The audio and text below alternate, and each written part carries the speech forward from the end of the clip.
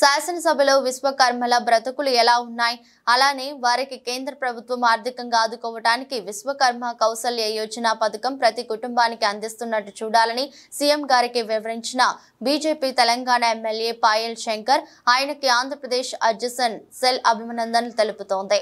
మన ఆంధ్రాలో కూడా మన విశ్వబ్రాహ్మణుల పంచ వృత్తుల కుటుంబీకుల గురించి మన ఎమ్మెల్యేలు మాట్లాడే విధంగా అత్యధిక సాంఘీయులు ఉన్న విశాఖ దక్షిణం గాజువాక విజయనగరం ప్రాంతాల ప్రజలు ఆయా ఎమ్మెల్యే ద్వారా మాట్లాడి విశ్వకర్మల అర్ధనాళాలు సీఎం డిప్యూటీ సీఎం గారి దృష్టికి తీసుకెళ్తారని ఆశిస్తూ బంగారు బాబు కొండముంది.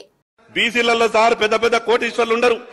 మున్నూరు కాపుల జీవిత చరిత్ర చూసినా, ముదిరాజుల జీవిత చరిత్ర చూసినా, గౌడ్ల పరిస్థితి చూసినా, వడ్డెరోలు రాళ్లు కొట్టే దృష్టి చూసినా, పద్మశాలిల పరిస్థితి చూసినా, గొల్ల కుర్మ యాదవ నాయి బ్రాహ్మణ కమ్మరి కుమ్మరి రజకుల గాన్ల గూన్ల గంగపుత్ర వడ్రంగి స్వర్ణకారు కంసాలను నకాశా వీళ్ళంతా కూడా గణపతులు చేస్తారు సార్. నకాశా అనే కులం దేవుళ్ళని తయారు చేస్తారు సార్. దుర్గామాతలు తయారు చేసి జనానికి ఇస్తారు. కానీ 3 పూటలు భోజనం చేయడానికి వాళ్ళకు తినడానికి తిండి లేనటువంటి పరిస్థితి ఉన్నది సార్.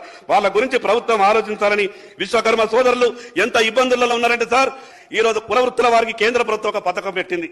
ఆ పథకంలో ప్రధానమంత్రి విశ్వకర్మ యోజన అనే పథకాన్ని అది కేంద్ర ప్రభుత్వ పథకమనో లేదా భారతీయ జనతా పార్టీకి లబ్ధి చేకూరుతుందని ఆలోచించకుండా మీరు రాష్ట్ర ప్రభుత్వం ఉన్నటువంటి మీ మిగతా సిస్టమ్ అంతా కూడా మీరు అలర్ట్ చేయండి. దాంట్లో వేల కోట్ల రూపాయలు మన రాష్ట్రానికి వచ్చేటటువంటి అవకాశం ఉంది కాబట్టి ఆ పథకాన్ని ఉపయోగించుకోవడం ద్వారా బీసీలకు కొంత న్యాయం జరుగుతుంది. కాబట్టి ఆ దిశగా ప్రభుత్వం ఆలోచించాలని మీ ద్వారా ప్రభుత్వానికి విజ్ఞప్తి చేస్తారు.